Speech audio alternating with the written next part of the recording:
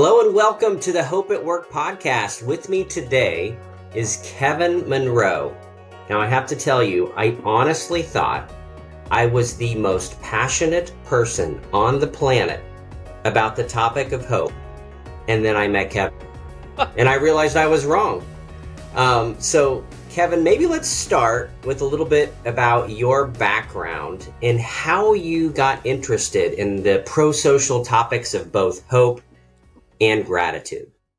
Wow. Well, first off, thanks for having me here. And Marcus, what an incredibly kind way to introduce me. So I am passionate about this. And maybe the backstory helps illuminate why I'm so passionate about this. It's not anything I ever sought to become. And it all started on a particularly dark day that I happen to remember, April 17th, 2018. That morning, and I describe myself as a perpetual optimist, but that morning, and I'm usually up between 4:30, 5:15 a.m. without an alarm clock. But that morning, I woke up several times, looked over at the clock, and it was just like, I'm not feeling it today. And I realized quickly that I was at a point of despair. There was some discouragement that had set in. These lists that I call the deadly D's, right? Despair, discouragement, disappointment. And if they are left unattended, they lead to full-blown depression. And I knew I was at the precipice that day. And I knew that if I didn't do something, I could be spiraling to a dark place for who knows how long. So, I finally got up about 7:45 that morning, peeled myself out of bed, came into my office, sat down with my journal because I have this morning rhythm of things I do. And I sat down, but there was just no energy, no excitement, no joy to do any of them. But a mentor of mine had invited me to add prayer to my morning routine. Mm-hmm. And there was nothing to pray that day. And I ended up just praying, Spirit, you're the source of creativity. Ignite, spark creativity in me. And I'm laying on the floor in that liminal space, partially awake, partially asleep. 45 minutes later, I sit up, Marcus, with an idea. And that idea was to launch a 90-day journey that we called the Extraordinary Experiment. For people that feel like me. And when you look in the mirror, what you see is an ordinary guy or gal, right? An ordinary person, but you have within you this desire to live an extraordinary life. How do you do it? And so we set out on a 13-week journey, 90 days. Each week had a challenge, and sandwiched right in the middle of the 13 weeks of challenges, we called one the Gratitude Challenge. And that week was the first time in my life that I'd pondered and even asked and attempted to answer the question, are being thankful and being grateful the same thing? Right. And I immediately knew there was a difference. I wasn't sure what that difference was at that moment. Anyway, that started me on a quest in 2018. And I just started adding gratitude to my life daily and started including gratitude into every meeting, event I hosted. I do a lot of speaking, facilitation. So I'd bring it in, introduce it into corporate settings and ask people to reflect on something good that was going on in their team. And a year later, June 2019, I had this idea of hosting our first event. And we did an email-based challenge that we called the Gratitude Challenge. We did it for 10 days, just helping people discover, could being grateful make a difference in your life? Well, Marcus, that challenge blew up, and I ended up hosting 22 sessions of that 10-day challenge.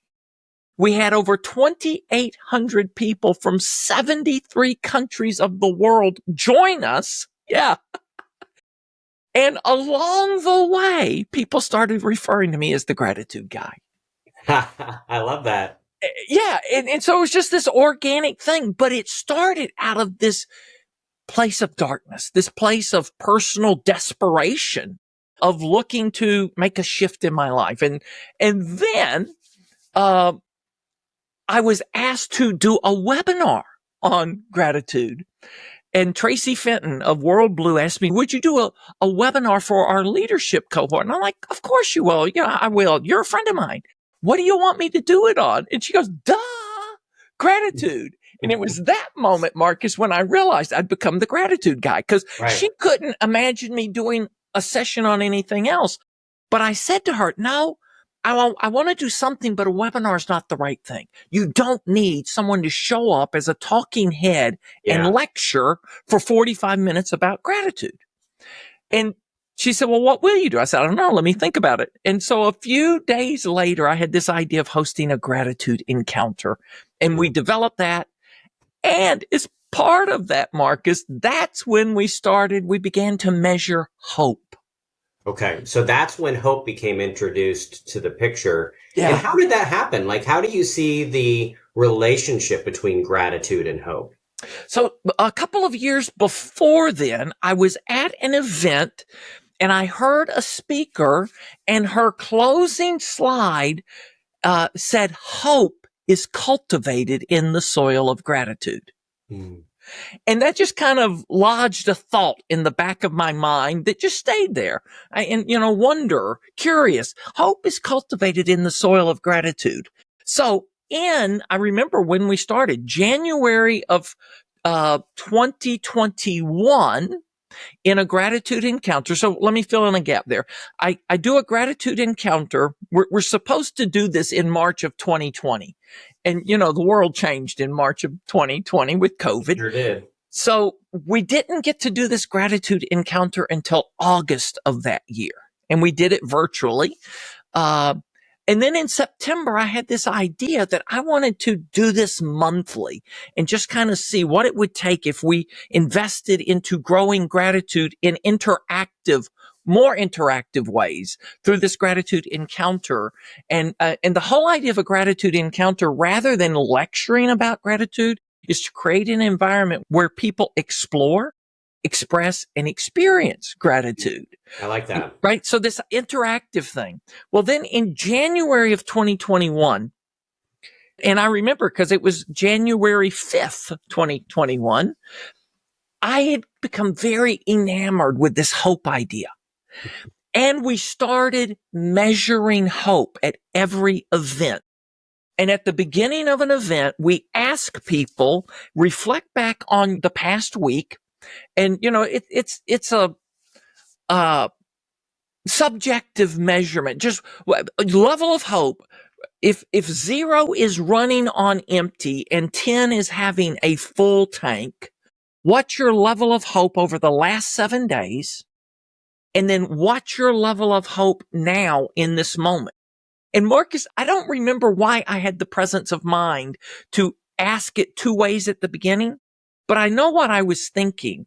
When people have already made a decision to join an event that's called a gratitude encounter, and they come to a room and they're greeted by smiling faces, they receive a warm welcome, and even in just the opening and the introduction, they're starting to feel good. And with 4 exceptions, every time I've asked the question, what's your level of hope now? The in the moment number is always higher than the preceding 7 days. Right. And I think it's largely because people have made that decision. They have made a commitment. They've come into a space. And then 45 minutes later, 50 minutes later, towards the end, we measure it again. And we ask, what's your level of hope now? And what happens between? People are in interactive rounds of small group conversations around a theme, around a topic. They get to connect quickly and deeply with other people. They share real life experiences of hope and gratitude. And then when we measure again, it's usually a 20 to 25% boost of hope in the course of 1 hour. Wow. That's mind-blowing to me, Marcus. I mean, it's literally mind-blowing. That's remarkable. And I imagine that in large part, what you've learned over time, and you alluded to it very early on when the request was made for you to do a webinar, And I completely agree with you. We are past the stage of having a talking head speak at us versus the encounter. I love that term and the use of alliteration of saying it's about exploration and expression and experience. That helps me remember. But I imagine that that plays a huge role when you have these encounters because it's interactive and it's relational. Am I right? It is. It is. Okay. So when we launched this very first one in August, I remember the moment it was over, my friend Tracy sent me a message. She's like, "Oh my gosh, Kevin, that was amazing because it hit on all the dots, right? Or, it checked every box. There was interaction. I've used this tool Mentimeter for 9 years now. Mentimeter, we ask a question or we put up a poll and people get to respond and you get to see real-time responses and you get to see how other people are responding to the same question that you're asking, right? So that creates this uh, feeling of connection and it creates a sense of belonging where people, oh gosh, I'm not the only one who's felt this way. Look at this. In this room, 52% of people here today feel this same way. So that creates this sense. And then they've gone into discussion groups and, had this interaction in very small groups, with a question that's guiding the discussion. And then we come back and we use Mentimeter to share what were the big themes you heard, right? So there are all these things that are happening, but Tracy's just like, oh my gosh, Kevin, you just hit on all the boxes and you had somebody share a success story from their journey. And that's when it led us to start doing this consistently. Wonder what would happen, right? Because knowing, okay, so if you go to a lecture, if you listen to a talking head, at the end of the time, if you're still paying attention, if you, in the Zoom world, people are multitasking. They're doing so many other things. So that's part of it. How do we keep people involved? When you do that, people have felt that connection. The second public session I hosted, October of 2020, I remember somebody writing this as the response because we always collect response at the end of every session. We arrived as strangers, left as friends. Ooh, I like that. Boom, boom. And earlier this year, a new friend of mine, Ken, who's the VP in a finance organization, he started attending our gratitude encounters. And I was in a meeting with him the day after he had attended.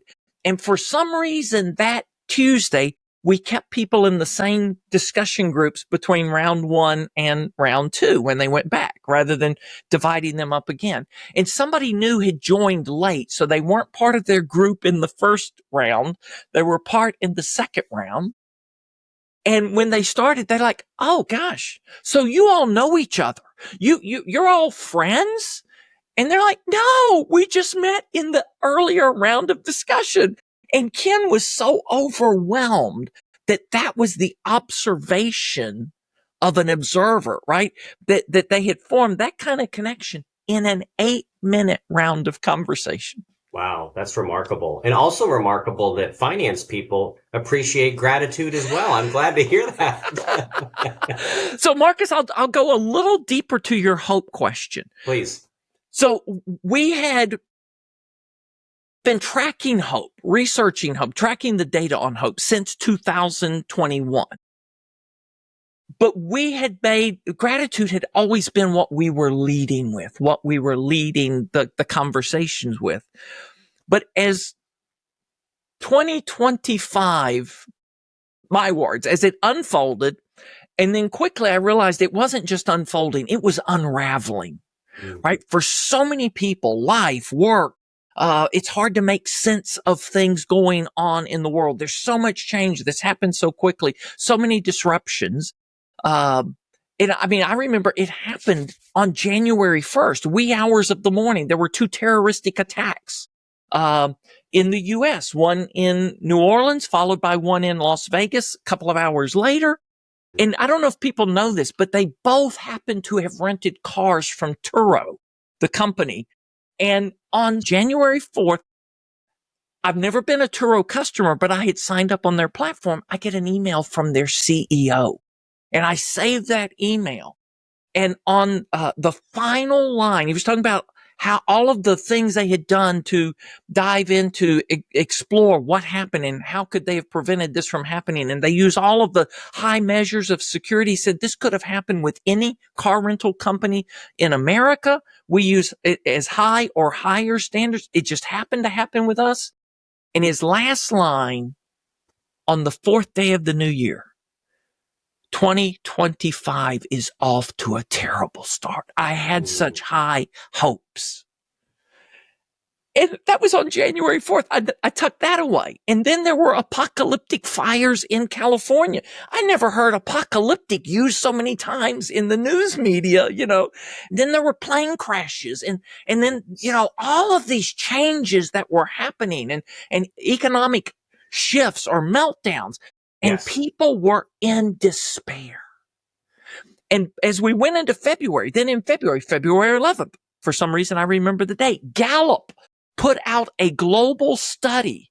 And the study said the number one thing followers need and want from their leaders now, you know the answer, hope. Yep. Hope. And it was 56% of responses were around hope. The second response, 38%. I mean, that was a distant second, was trust. And so I'm noticing this like, wow, right? Leaders need to be dialing into hope. Leaders need to be leading with hope, giving people hope because people are desperate. People are lonely. People are in despair. So that's when we started leaning even more into hope. So our work now, it's hope focused, gratitude fueled. Gratitude's not disappeared. We're just focusing on the hope aspect. And then by focusing on hope, I have this wonderful opportunity to meet this guy, Marcus Mossberger, one day. And then it's like, wow, look at what you're doing in the corporate world to grow hope and to recognize the power of hope at work. Well, I am glad that you made your way to becoming a hope dealer. So welcome. Thank you. And I love that you read that article in Gallup. I read the same article, and it's funny, Kevin, I actually immediately following that, I reached out to Gallup and I said, hey, I know you do these wonderful, surveys and you've got these employment engagement indexes that you do. Have you ever thought of doing a hope index? And I actually got a guy to call me back and had this really interesting conversation about it. Of course, these things aren't free, so I'm still trying to work with them to figure out how could we make something like that happen. But you mentioned early on the importance of measuring hope. Yeah. So I want to talk a little bit about that and how you go about doing it. So you've referenced in your content Rick Snyder multiple times. I had the pleasure of actually studying under Dr. Snyder at the University of Kansas. Wow. A long time ago. And he, I think that his focus and when it came to defining hope was you've got goals, like we got something to look forward to and work toward. You've got pathways. So I feel like I've got options and different avenues to achieve those goals. And then you've got agency. So I've got control, I've got power, I've got choices. When you look at those three elements, do you measure all of them? Do you focus on one of them more than others? Do you focus on other elements that help you identify whether people are hopeful? I'm just curious. Yeah. So the other or another amazing connection that happened as we started leading with hope as our lead conversation starter, talking about hope, writing about hope. I have a gentleman reach out to me who is just wrapping up his PhD studies, who is studying hope and quantifying hope and developing scales to measure hope in a far more complex way. And it's really funny, Marcus. Okay, so he reaches out to me on LinkedIn, and that's how we met. LinkedIn is such a powerful medium when people Really is. really use it well. And you use it to connect with people, invite people into conversation, start relationships. So this gentleman reaches out to me and we're in a conversation and he said, Kevin, he tells me all of his background. He said, now let me tell you why we're talking today. I'm like, okay, I'm really interested. He said, I have this idea. He had been a math teacher and he now teaches math adjunct at a university level. And he said, it hit me that there is a mathematical, progression at which hope grows. And we want to study that. We've started studying that. Okay. And he said, so I go to Google to see if anyone else is talking about this. And Marcus, 2 weeks before, we had launched a video series that we called Hope Multipliers.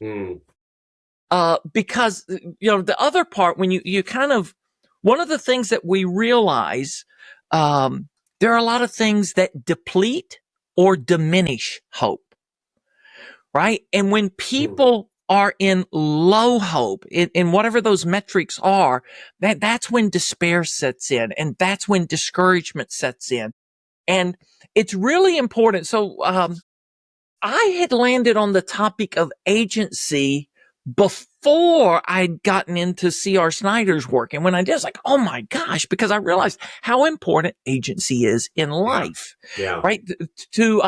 And so I'm going to add one thing. When I read Snyder's work, I love it. We use it all the time, but I modify it so people aren't confusing what he says about goals with Jim Collins' BHAGs, big, hairy, audacious goals. Great point. Because sometimes, right, if the goal is too big, that big, hairy, audacious goal, it can be paralyzing. Yes. It can be demotivating because you don't see a pathway from here to there. So I say it's important to have goals, but these are goals that they're a stretch goal, but they're an achievable goal, right? So it activates motivation and it creates desire. It doesn't result in paralysis. You're like, oh gosh, I don't know what to do. Because there are people that get there. But the point of agency, that something you can do that changes your situation. So one of the other things on this journey, I said earlier, I think of myself as a perpetual optimist, but I've come to understand hope is different than optimism. It is, isn't it? It is, right? So optimism is often can be defined as this generalized belief that everything's going to be okay. Yes. And if as a leader, you're in a difficult situation in your organization now, and the only thing you articulate or communicate is this generalized belief that, hey, it's going to be okay. It's really bad now. It's never been this bad before, but hey, chin up. We're going to get through it. Well, that doesn't build hope. Right? Because it eliminates agency. So hope is the belief. What to me, what distinguishes hope from optimism, hope is the specific belief that there's something I can do, something we can do that changes our situation. That's right, Kevin. The definition that I use for hope, and I'm always looking at it in the context of the corporate landscape. I'm looking at where we spend the majority of our lives as human beings. Right. In the workplace. And I define it as the active belief in a better future. Oh, I love active that. Being the key, right? You have a role to play. You have an action to take. It is not something you just sit by the side and you think, oh, maybe things will get better, to your point. And so agency becomes the prominent element of that. I love that you latched onto that. I did too. And you know what I think, Kevin? I think the next generation, which we tend to make generalizations about, usually in a negative light, especially the older I get. And I think, my goodness, boy, are they different. But from a positive perspective, that next generation fully expects, and I think at one point will demand more agency. They want choices. They want flexibility. They want autonomy. They want to work from wherever, whenever, with whomever. They don't want to be constrained. And I think agency is going to become really important. I agree. I agree. So I remember the first time I did a session that I talked about agency was for a group in the UK, government leaders in the UK. And I had been asked to lead a gratitude encounter. And for some reason, we made it around 3 A's. And we started talking about agency plus action, right? So to me, this is the second key ingredient or element. When you have agency, agency is kind of irrelevant until you take action. That's right. Right? So agency plus action leads to an amazing result in your life. That was the third A that I was like introducing that day, right? Agency plus action, because we all theoretically have agency. That's right. But did you do anything with it? Exactly. Did you take action to enter and to do something to make that better, brighter future a reality? So, right. It's, you and I are so aligned on this. It's moving from passivity to activity. Yeah. Right. Totally. There's something I can do. Kevin, let me throw another A at you. Okay. I love our sense of alliteration, our shared appreciation. It helps me remember things. So how do you think artificial intelligence is impacting people's point of view about the world of work in particular? Do you think that new technology has the potential to make us more hopeful about the world of work, or less hopeful, or somewhere in between that spectrum? What's your point of view? Yeah, well, my point of view is yes. Either or both, right? I mean, somewhere in between, because it's how you as a leader, how you as a company, how you as an organization choose to deploy artificial intelligence, right? Yeah. Are you deploying artificial intelligence to replace people or to liberate people? And so I had a conversation, and I know I introduced you to Finland's leading futurist, and he had invited me on this conversation of the future of work. And will the future of work be more or less human? And my response is yes. It will be both. It's kind of how people put it to work, how people view it, and how leaders choose to deploy it. Now, I hope it leads to this better, brighter future where we are liberating people from menial tasks that machines can do and do exceptionally well. But we're liberating people to create greater connections with customers, with clients, with patients in healthcare. And we're liberating people for creative tasks and freeing them to, let's use another word, to activate their imagination for what could be better. What could we do differently that makes the workplace more human, that allows more connection between people? And so I think it's both. Both are possible. So I remember in that conversation, because I started thinking, right, some people have a very dystopian view of AI, and some people have a very utopian view of AI. And those are kind of poles of the spectrum, right? You can either have a very dystopian view or a very utopian view. And so then if we blend that, lay over that, how do we do this to make the future of work more human? Then it invites us, it challenges us to use our imaginations to how we put AI to work to make sure we're not dehumanizing the workplace and we're not eliminating our need for humans, but we are elevating the role the humans we employ get to do in our work. So I think you're right. I think it has the potential to go both ways. There was an article just recently about IBM, and IBM announced that they were removing hundreds of HR people and replacing them with agentic AI. Those headlines, the way that they're written, are meant to be clickbait, like, oh my goodness, dystopian point of view, we're all going to lose our jobs.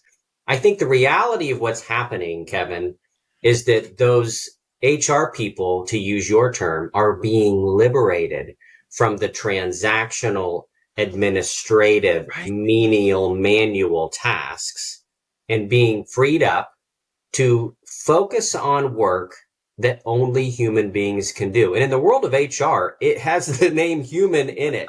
It is Right. meant to be very personal. But you know what's interesting that I find? I talk to a lot of HR people because of the role that I'm in, working for a technology company that provides HR software. And what's funny, Kevin, is when I talk to some of these folks, and they tend to be the more tenured folks, I'll put it that way, Okay. that have been doing these administrative transactional tasks their whole career, when I go to them and say, you don't have to do that anymore, they go, well, I want to. Don't take this away from me. And it's not really so much that they want to do it. It's that it's familiar. They're good at it. It's Yeah. comfortable. And when you say, I'm going to have you do something very different, there's fear that Yeah. sets in as a result of that. And it's just fear of the unknown. Fear, am I going to be good at this? You want me to be creative? Kevin, I haven't been creative in a long time. I don't know if that Right. muscle still exists in my mind. So even though we're actually showing people a potentially better future, some are still resistant to it. Yeah. Yeah. Absolutely. Absolutely. Okay. So, Marcus, this week, um, I had an idea, and it comes out of the hope science, hope research, and it was trying to identify and put some labels on what are those situations that deplete hope, right? What are the things that take hope away from people? And then how do we begin addressing those? So, and I launched a survey this week trying to get people to see which of these they most identify with. And let me give you 7 labels, and maybe you'll have something to add. But here were the labels we started with. And the one that got the most votes so far is the relentless giver. So many people identify because they're always helping others. A lot of HR. I have a lot of friends in the HR world as well, right? Okay. But they may not realize that they're running on empty, that Yeah. they are exhausting their reserves because they're, Nursing's another profession that's the same, right? oh yeah, yeah, yeah, nursing. Nursing, yeah. Absolutely. Absolutely. Then there's the change weary warrior. And I was talking with a friend this morning. We know of people in companies that are having major reorgs twice a year, Oh, yeah. right? And then, so in the change weary warrior, just how many times can you say we're launching something new and everything's going to be better? And the people that are charged with leading that still believe that, right? I mean, it's kind of like, so that's the change weary warrior. That's a good one, Kevin. I've talked to people that are like, I'm on my 5th boss in the last 2 years. And that's Exactly. common. Exactly. It is common. It is. And I've experienced this because I've done some work with some, Fortune 10 companies, Fortune 50 companies, and we do a project. And then the moment the project's done, they've launched a reorg and they're like, hey, we'd love to do some more work, but we've got to get through this reorg first. And then a few months go by and we do something and then they're into another reorg. And I'm like, how many reorgs can somebody stand? Then there's the hollow high achiever. And I came up with this label because of a conversation I had with a new friend in the last 2 weeks. Her story crystallized this for me. She was in a profession where everything was going well, according to the metrics. She's making more money than she had ever made. And she stepped away and just pushed the pause button a moment. And she asked one question. Will I be happy with the person I become if I do this for the next 10 years? Mm. And she knew she wouldn't be because that high achievement was hollow. It wasn't filled with purpose and meaning. And she's made a shift and gone into an entrepreneurial pursuit.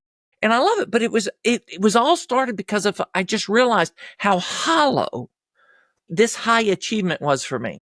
Another one that we all know, the overwhelmed observer is what we've called it. Maybe there's a better label for that. But we do some 21-day hope journeys, and we're doing these monthly now. And in the very first one, I remember Sarah one weekend says, "I've stopped doom scrolling." Yeah. Right? Because there's just so much coming at people, and so much of that is negative, and it's discouraging, and right? So just overwhelmed. Then there's the connected yet lonely person. So many people on LinkedIn, they're hyper connected and they're interacting with people all day long, but they never have a meaningful conversation, right? It's all surface and shallow. And at some point they just go, gosh, I'm always in and around, but I'm never with people. Then there's the worn out striver. And I've seen a lot of people identifying with this.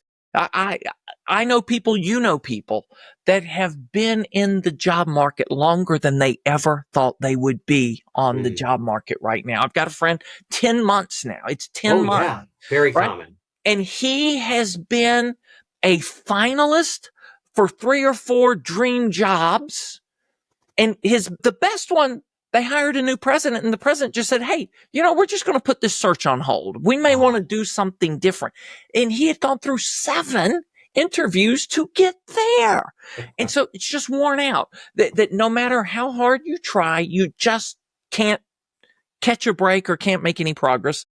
And then the final one we see, and I'm bringing all these up because, hey, these are in your workforce too, right? People that are in this, that are experiencing this disillusioned dreamer, right? That dreamed of accomplishing something, whatever that is, personal, professional, and it hasn't happened yet. And I have a friend years ago, 5, 6, 7, 8 years ago, wrote a book, Afraid to Hope. And it's about these disillusioned dreamers, right? Because they've been let down so many times. They're at a point now they're just afraid to hope. So in the workplace, this can look like physical exhaustion, right? People aren't showing up. They may not be able to give their best. And as a leader, if you just think, well, this is physical exhaustion, do you need a mental health day? Do you need to talk to EAP? Those are kind of the answers. But what if we recognize, going back to Snyder, what if we recognize this isn't physical exhaustion? This is hope depletion. And we need to address it differently. Yeah. And what's really amazing to me, Marcus, is how quickly people can restore hope. What a big difference it makes. Yeah, I never really thought of it from that perspective, Kevin. I really appreciate you bringing that those 7 categories and this concept that there are things that can add to hope, but you can't just focus on those. You have to also acknowledge the things that deplete hope. Yeah. And it needs to be a dual activity. So listen, I could talk to you for days. There's no question of that. But let me wrap up with one final question. You've obviously had a chance to be immersed in this area for several years now. For those folks that are listening, what advice would you give them to improve their hope levels? Should they focus more on adding versus the depletion? Now that you've done some additional research, and I'm doing some as well on workplacehope.com, you can go out there and fill out that assessment. You mentioned the relentless giver might be kind of the number one category, but just in a brief kind of summary, what quick advice would you give? Okay, quick advice. I mean, this comes from the hope science, right? And I love that there is a science of hope, right? There are people that just kind of think, oh, that's a natural personality tendency that some people have. No, there's a science to this, and you can actually embark on hope building activities. So here is one that we're watching makes a significant difference, and you can start right now. As a matter of fact, if you're listening to this and you're wondering, what can I do? Hey, what if you just stop right now and you look back over this day, whatever time of day it is for you when you're listening, and you challenge yourself to find 3 bright spots of the day, right? So this whole idea of looking for bright spots, what we're watching happen to people when they set that intention in the morning, right? That I'm looking for bright spots today, that then it activates. I'm sure there's a scientific term. I call it your noticer, right? But it sets you on, you're just watching for, and you go, and I've loved how some people have said this. They go through the day and they're wondering, is this going to be one of my bright spots that I share later today? And that creates savoring of a moment, right? So not only are they looking for bright spots, and Marcus, I'm pretty sure you would agree with me on this, that even on a bad day, a dark day, there's still bright spots in the day. Absolutely. Right? And so, gosh, what if you look for the bright spots? Or I guess it was Mr. Rogers talked about look for the helpers, right? That kind of thing. Look for the helpers, look for the bright spots. Even on a bad day, you can find a bright spot, 2 or 3, and that will activate hope. And then when you spot them, express gratitude for them. So the way we break this down from a gratitude perspective, simple triangle: pause, notice, express. Pause, just take a pause. And then look back, look around, look within, look up, right? So if you're really having a bad day, get outside in nature and just look up. Right? Look at the sky, look at the trees, listen to the birds. Those are bright spots that can activate a shift in your day. And if you make this a daily practice, right, now you're building hope reserves. And you can do this as a team. Right? What if your next team meeting, you start and you just, hey, before we get into the agenda, all right, or before we tackle the problems we're here to tackle today, hey, what bright spot have you noticed in our work this week? What bright spot have you seen in a client interaction? Or what's a bright spot a client has accomplished using our tools? Can we celebrate that?